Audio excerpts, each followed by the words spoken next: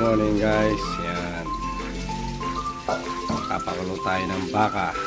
Magninilagang baka tayo ngayon. Yan guys. Malambot yung baka. Pwede na siguro yan.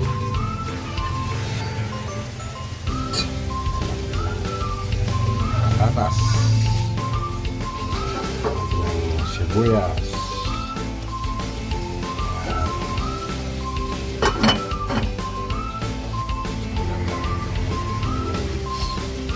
Ayun guys, pulo-pulo na. Nilagang baka. Dilaw na dilaw.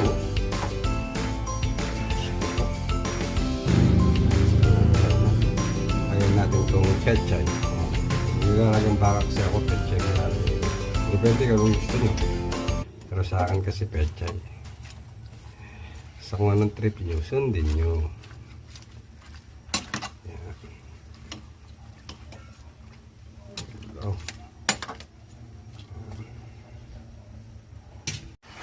Guys, kulo na, pwede na to. Kainan na. Ayan guys, ito na, kain na tayo. Nilagang baka.